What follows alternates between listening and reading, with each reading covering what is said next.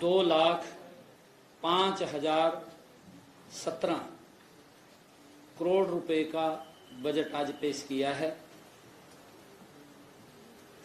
Receipts की अगर बात करें तो टैक्स प्राप्तियां कुल 1,07,691 करोड़ रुपए अनुमानित हैं। गैर टैक्स प्राप्तियां कुल 20,125 करोड़ अनुमानित हैं। शेष कैपिटल प्राप्तियां हैं। मैंने सामाजिक सेवाओं सोशल सर्विस के लिए बजट के 32.84% का प्रावधान किया है। जनरल सेवाओं में 15.37%, आर्थिक सेवाओं में 21.53% बजट रखा है। बजट का शेष 30.26% हिस्सा पुराने ऋण के मूलधन व ब्याज की अदायगी पर खर्च होगा। राजस्व घाटा रेवेन्यू डेफिसिट राज्य की जीडीपी का 1.53% अनुमानित है।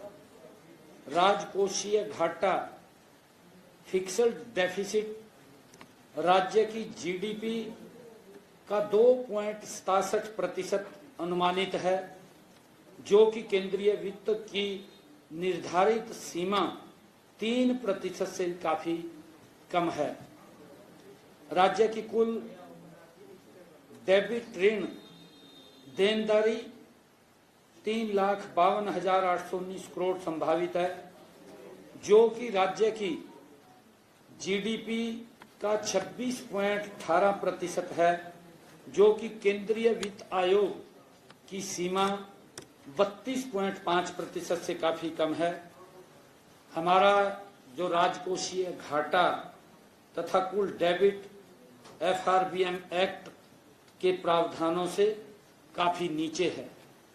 आज जो 2025-26 का बजट हरियाणा के जो लोगों के सुझावों के अनुरूप, जो उनके सुझाव बहुमूल्य सुझाव हमारे पास आए हैं, जैसा हमने स्वयं जाकर के उनसे डायरेक्ट सुझाव आमंत्रित किए हैं या उन्होंने पोर्टल के ऊपर दिए हैं, हमने पूरा प्रयास किया है कि उनकी भावनाओं को इसमें हर व्यक्ति की बात को समाहित करने का पूरा प्रयास इस बजट के अंदर हुआ है। मैं सभी को बहुत बहुत बधाई देता हूँ। राज्यपाल के अभिभाषण में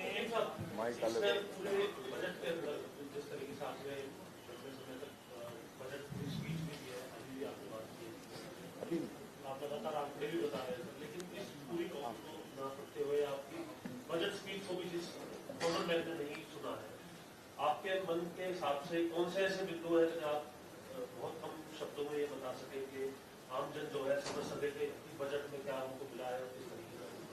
देखिए, वैसे तो ये बजट हर नागरिक,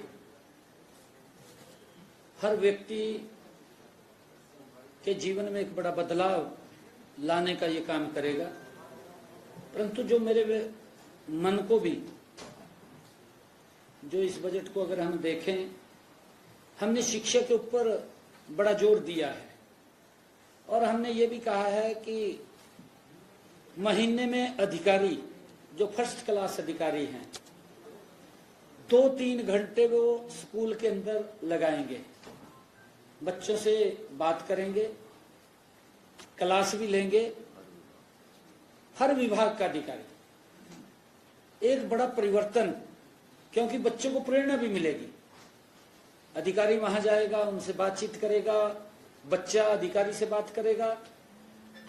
हर अधिकारी हमारा प्रदेश का स्कूलों के अंदर महीने में एक दिन 2 से 3 घंटे उसकी पूरी रचना योजना बनेगी, बना करके वो स्कूलों में जाएगा और जिससे कि बच्चों को उसका लाभ मिले। दूसरा, हमने जो स्वास्थ्य की दृष्टि से अगर एक नजर में हम देखें, हर जिला स्तर के ऊपर हमने हॉस्पिटल में हर वो सुविधा वहां उपलब्ध होगी जो आज नागरिकों की आवश्यकता है। हमने वहां पर आपने देखा उसके बजट को भी बढ़ाया है और बजट के साथ साथ हमने वहां पर इंफ्रास्ट्रक्चर को भी देने की बात अपने बजट में कही है। अगर तीसरा मैं इसके अंदर एक नजर के अंदर देखूं कि हमारे जो इंडस्ट्री एमएसएमई या जो कोई उद्योग था, जिन्होंने उद्योग लगा रखे तो उनको सरकार की योजना का लाभ नहीं मिलता था, क्योंकि हम देखते थे कई बार किसी फैक्ट्री के अंदर कोई घटनाक्रम हो जाता था तो जब उसको लाभ देने की बात होती थी तो पता चलता था कि ये तो रजिस्ट्रेशन ही नहीं है। तो हमने ऐसी सब उसके लिए पोर्टल की व्यवस्था की, उसको रजिस्ट्रेशन करेंगे और वो उसको जिस प्रकार से हमने आदरणीय मनोहर लाल जी ने अनऑथराइज कॉलोनियों को ऑथराइज करने का एक अभियान चलाया था, अब हम इन अनऑथराइज एमएसएमई और इंडस्ट्री के लोगों को ऑथराइज करने का ये अभियान चलेगा। इसका बड़ा लाभ उनको मिलेगा और मुझे ये भी खुशी है कि हमने इसके साथ जो हरियाणा प्रदेश के अंदर 50% की आबादी महिलाओं की है, उसके लिए जो हमारे विपक्षी दल भी बड़े प्रखरता से इस बात को उन्होंने महामहिम राज्यपाल महोदय के अभिभाषण में उठाया है, कहीं तो क्वेश्चन भी लगे। हमने कहा कि हम इसका प्रावधान कर रहे हैं। अभी हमने इसकी विंडो खोली, इसके बजट का प्रावधान किया है 5,000 करोड़ रुपए का और उसकी सारी रचना योजना बनेगी। इसको रचना योजना बना करके कैबिनेट के अंदर ला करके इसकी पूरी एक प्रक्रिया बना करके हमारी सरकार की सोच है कि हमने जो कहा है यही तो मोदी की गारंटी है। मोदी की गारंटी यही है, कांग्रेस की गारंटी में कुछ नहीं है, खाली है। नहीं देखिए, इसी साल हमारा जल्दी से जल्दी है इसको, परंतु फिर भी क्योंकि रजिस्ट्रेशन भी होगा, उसका वेरीफाई भी होगा, उसका एक क्राइटेरिया भी बनेगा। क्राइटेरिया के अंदर हम चाहते हैं कि गरीब व्यक्ति तक डायरेक्ट उसके पास, महिला के पास पैसा पहुंचे। ये व्यवस्था हमने खड़ी करनी है और उसको लेकर के हमने आज बजट का प्रावधान किया है। इसका बड़ा लाभ हमारे प्रदेश की गरीब बहनों को वो मिलेगा।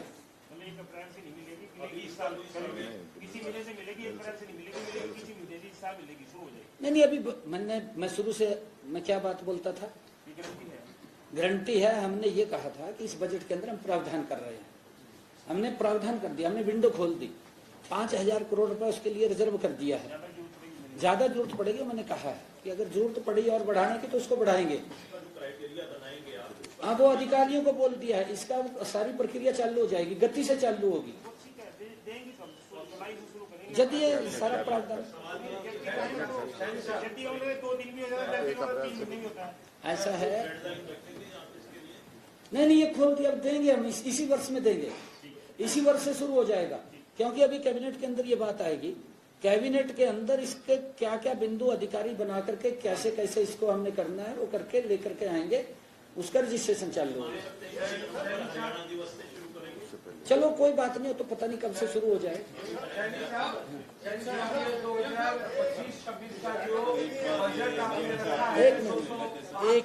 एक मिनट एक करके बोलेंगे तो मैं आपको एक और बात बता देता हूँ। मैं आपका एक क्वेश्चन भी लूंगा फिर, जो मुझे बहुत अच्छा लगा, क्योंकि मैंने महिलाओं की 50% आबादी की बात की है। लगातार हमारी ये डबल इंजन और ट्रिपल इंजन की सरकार महिलाओं को लगातार सशक्त करने का काम कर रही है, हर क्षेत्र में कर रही है, आप देख भी रहे हैं। उनको किसी प्रकार की असुविधा न हो उसको लेकर के भी हमारी सरकार तत्परता से काम कर रही है। हमने महिला चौपालों के लिए, जो हमारे पास महिलाओं की मांग आई कि आप वो चौपाल तो गांव में बना देते हैं, परंतु हमारे लिए कहीं चौपाल बैठने का स्थान नहीं है। हमने ये निर्णय किया है कि प्रथम चरण में हरियाणा प्रदेश के 754 गांवों में वो हमने चिन्हित किया है कि वहां पर महिला चौपाल पूरे हरियाणा प्रदेश में बनेगी, परंतु प्रथम चरण में 754 गांवों को हमने चिन्हित करके उनमें महिला चौपाल बनाने का निर्णय किया है। और मुझे ये भी बताते हुए कि लड़कियों के लिए किशोरी योजना जिसकी चर्चा की है सभी 22 जिलों में लागू की जाएगी और हरियाणा को भविष्य सक्षम युवाओं के लिए बनाने के लिए डिपार्टमेंट ऑफ फ्यूचर, यह इतना बड़ा विषय है कि आज से 20 वर्ष के बाद क्या होना है, क्योंकि पब्लिक लोग पॉपुलेशन बहुत ज्यादा गति में बढ़ रही है। हमारा जो डिपार्टमेंट ऑफ फ्यूचर, हमारी ये सोच है कि आने वाले 20 वर्षों में अगर इतनी आबादी होती है तो लोगों को असुविधा ना हो, इसके ऊपर विचार करेंगे। सुझाव भी देगी सरकार को कि यहाँ पर ये आप करिए, यहाँ पर ये करिए, यहाँ पर ये दिक्कत है, ये कमी है, इसको पूरा करिए। इसके नाम से एक विभाग हम बनाएंगे, ये भी निर्णय हमने किया है। हरियाणा एआई मिशन की स्थापना करेंगे।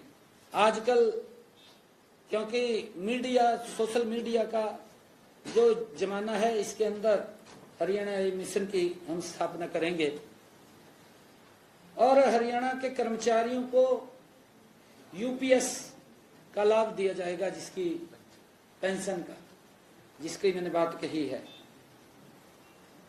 और खेल नर्सरियों की संख्या 2000 की जाएगी, जो पहले 1500 वो थी।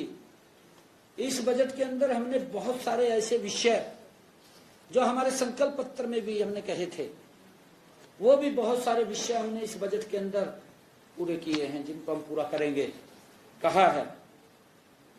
और एक बहुत बड़ी योजना जो हमारे खिलाड़ी हैं, जो राष्ट्रीय अंतर्राष्ट्रीय स्तर के ऊपर जो खिलाड़ी अपनी प्रतिभा को दिखाते हैं, खिलाड़ी बीमा योजना लागू की है, कोई दिक्कत परेशानी ना हो।